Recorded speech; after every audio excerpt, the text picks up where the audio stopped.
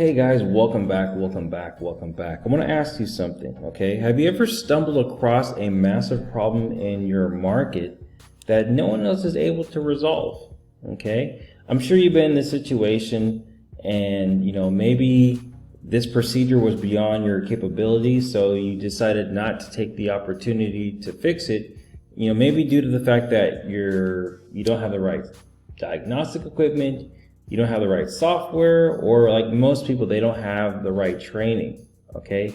Now just imagine if you were able to seize that opportunity, okay? That window that it could open that will give you more long-term business, okay? So in today's presentation, I want to share with you a case study of a locksmith who decided to make a cognitive decision to not only expand his skill set, but to solve a problem that no one in his immediate area could do, okay? So with that being said, let's go ahead and jump into it. What I'm going to be sharing with you guys, all right, let me just load this up, is how to program a used PCM and do a key registration on a 2012 Mazda CX-9, okay? For those who are new to the channel, welcome. My name is Hardin. I'm an Autel diagnostic consultant. If you are looking to purchase your scan tool and would like the support that you see on this training, go to auteltech.co.za and book your diagnostic tool consultation, okay? So a few things we're going to be covering today. The tools required to do this procedure and some important terminology. Okay, nothing hectic, all right? So this is what you're going to be needing, okay? I grayed out the Autel IM608 Pro. We actually need a Windows 10 laptop. However, you need to bring it with you just in case. If there's an underlying condition and the programming doesn't go through, okay? So even though we're not using it, just bring it with you when you're doing this procedure, okay? You need a JVCI or a J2534, a platform to take the out code and convert it to the 4-digit encode pin, a Mazda flash programming subscription, and your 2 set of keys, okay? The terms that we're going to be covering is the passive anti-theft system. So this is installed on cars to make it very difficult for thieves to get into. Okay, this system was actually developed by Ford, but now it's used by Mazda. But they improved the design and they made different variations of the PAT system, which I'm going to cover. Okay, on the older ones, you'll see the iPATs system. All right, this is called integrated PATs, and the integrated PATs is in the immobilizer system. The software and hardware required to control the PATs are incorporated in the PCM, which is connected to the coil and security light. Okay. The next one is the DPATs. This is stands for Distributed Passive Anti-Theft System. Okay. So the DPATs functionality is incorporated in the control module and has been distributed to 2 components that increased anti-theft protection. Okay, you're going to see that when we're doing this procedure, this is where we're going to need to convert the out code to get the in code. Okay, it uses the high-speed CAN bus system to do this. So just keep that in mind, because later on you're going to see how this is going to all work together. All right. The other one is a parameter reset. So when you're replacing the remote keyless entry, the PCM, or the instrument cluster, you need to do this procedure, okay? And then lastly, ignition key code array. So this is the last step, okay? And this deletes all the registered ID key numbers, okay? And then once you delete those keys, you need 2 keys registered before you're able to start the vehicle. Okay, so let me give you a little bit of background. The client is a locksmith, seasoned locksmith, has tons of tools, been doing this for a long time. However, he noticed that a lot of his customers were outsourcing Flash programming, and he's been a long-term subscriber, and he had an opportunity where someone said, hey, I need a used PCM installed. So he didn't know how to do it, so that's when he booked a training with me, and I'm going to walk you through that process, okay? So here's the location of the PCM. When the OEM software tells you to remove it, this is their exact instructions, okay? All right, so now you know the location and what to do. So now we're going to go ahead and program this used module, okay? So we have the software already loaded. We're going to click Start New Session, Confirm. All right, we're on the laptop here. All right, so keep in mind the original PCM is on the vehicle. The original PCM is on the vehicle. So now it's asking us, is the BCM fitted or not fitted? So BCM is the blind spot monitoring system. Okay, so it is not fitted on this vehicle. Keyless entry, it is not equipped. We're going to select that checkbox. Okay, so now we have a summary of the vehicle. We're going to click yes, and we're going to get the VIN number. All right, let it do its thing. So you can see we have the VIN number. RO stands for our repair order. We can leave that blank. Okay, we don't need that. Click the checkbox, and then we're going to get a summary, and you can see we have the VIN, the year, the make of the model, and everything. Okay, so once we've done that, we're going to click the red checkbox in the upper right, module programming, programmable module installation, and then we're going to select the PCM and then the checkbox on the bottom right. Okay, so we have a prompt here. We can go ahead and click the checkbox to continue.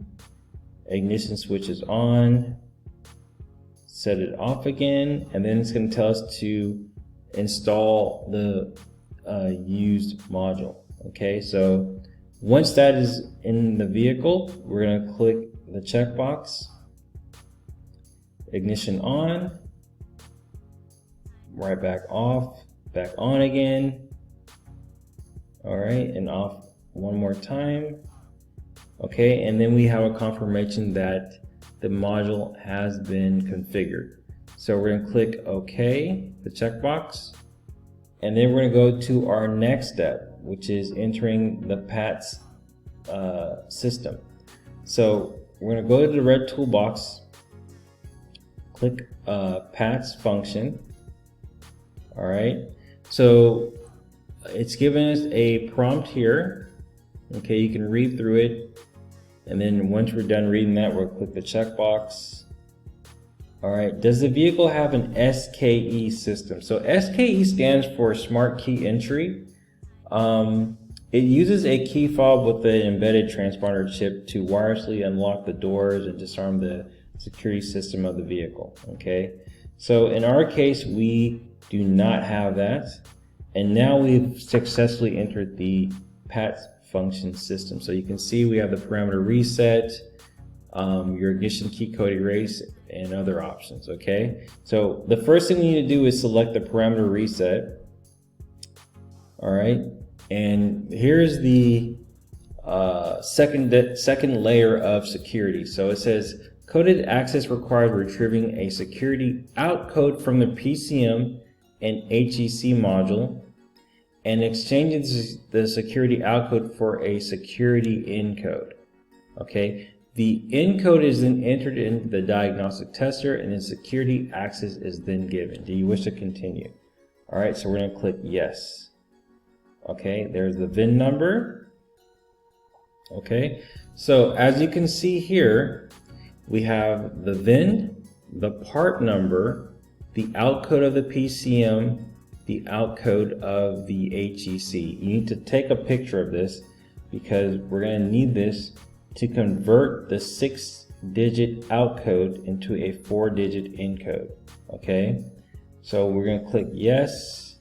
All right, and this is where we put it in. So I'm going to give you 3 strategies on how to get this encode. Okay, the first way to do it is to go to MazdaServiceInfo.com, and if you scroll down here, you'll see there's a key code and immobilizer button, and then there's another option that says Security Professionals on the lower left hand side. We're going to click that, and then if you scroll down, you have your first you need to select the disclaimer checkbox, and for product you're going to click immobilizer code word for 15 bucks, and you have all these pieces of information you put in: the VIN, your security professional name, your business name, the part number. The part number you can actually get on the software. Okay, the B50A, you put that there. Serial authentication number, okay, that's there. You can see 99999. And then, yeah, you just fill in all that information there. Okay, you do need a locksmith license to do this. So you can see there, it's asking for the LSID number and your passcode. Okay, now this is what I'm going to tell you guys. When you're doing this procedure, when you're putting in all these coordinates here, okay, you need to do it for both the PCM and the HEC. So you need to do one time with the PCM and then another time with the HEC. All right. Now, if you go back to the vehicle and let's say you turn off the ignition for whatever reason, the encodes that you generated will not work anymore. Okay, it will not work anymore. So it's important to leave the ignition on while you're doing this step. Otherwise, each time you're going to get a different out code. All right, you'll notice the out code will change when you turn the ignition on and off. Okay, so this is what the client had. He had an alternate pin code app. Okay, he decided to use a different platform just because I guess the cost of getting the out code would have been too expensive, and as I said, the vehicle was turning off and it would reset. So one option is this platform called autocode.us. Okay, really cool app. You can get mechanical key cut codes, pin codes, all types of things on a mobile app on your phone. Okay, it's only geared for the American market and Canadian market, and what you need to consider too, you do need a locksmith license to sign up for this platform, but it's a good tool to have. Okay, now what if you don't have a locksmith license? Okay, if that's the case, I do have a solution for you. So if you go to Google and type in AutoKeyProg, okay, you'll see here, there's their website, autokeyprog.com. Once you sign up, it's absolutely free. Okay, have an account, put in your credentials. Okay, you're going to click Pat's Login Calculator. Okay, you're going to click that, and then you're going to slide over or take the picture that you took. You're going to go ahead and put in the PCM outcode number. So you can put that digit there and then select Make Code. Okay, you're going to repeat the process for the HEC. Okay, the HEC, I don't know if I mentioned to it, it's just the instrument cluster. Okay, you can do the same thing, and then once you have those encode values, then we can go back to the software and insert them in there. Okay, and then once we do that, we are granted access into the PAT system. You would need 2 keys to start the vehicle. Okay, we're going to click yes. All right, so we're doing the parameter reset. Operation has been successful. All right, and then we're going to click which module have you replaced. We're going to select the PCM. All right, click the checkbox. Module reset is now complete. Okay, so we're almost getting there. So the last step is to do the ignition key code and erase. All right, so we're gonna go ignition key code erase. Okay. All right, you need 2 keys to start the vehicle. All right, so we're gonna go ahead and click yes, and we'll let it do its thing. All right, successful. So we're gonna put, it's telling us that we've erased it. We need to put in our 2 keys. Ignition off. Put the key that needs to be programmed into the system. We're gonna go ahead and do that. Boom, we're done.